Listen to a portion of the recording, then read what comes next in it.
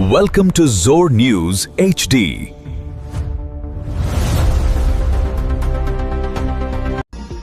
खबर शामिल करते हैं हमारे नुमाइंदे लतीफ खान, क्राइम रिपोर्टर, जोर न्यूज रजिस्टर्ड सियालकोट से। शाहर इकबाल सियालकोट में एक ऐसा वाकया सामने आया है जिसने हर सुनने वाले को सोचने पर मजबूर कर दिया है।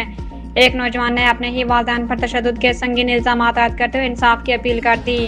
मुतासरा नौजवान अबू बकर का कहना है कि इसे इसके वालिदैन आए रोज तशद्दुद का निशाना बनाते हैं, इस पर ज़हनी दबाव डाला जाता है और इसे अपनी मर्जी से रोजगार इख्तियार करने की इजाज़त भी नहीं दी जाती। इसके मुताबिक वो बालिग और खुद मुख्तार है, लेकिन इसके बावजूद इसे ज़बरदस्ती ऐसे काम पर लगाने की कोशिश की जा रही है जो इसे पसंद नहीं। अबू बकर ने मीडिया के जरिए हुकूमत पंजाब DPO सियालकोट और मुतल्लिका हुकाम से अपील की है कि इसकी शिकायत सुनी जाए, इसे तहफ़्फ़ुज़ फराहम किया जाए और मामले की गैर जानिबदाराना तहकीकात करके इंसाफ फराहम किया जाए। ये वाक़या कई अहम सवालात को जन्म देता है। अगर नौजवान के इल्ज़ामात दुरुस्त हैं तो ये निहायत तशवीशनाक सूरत हाल है।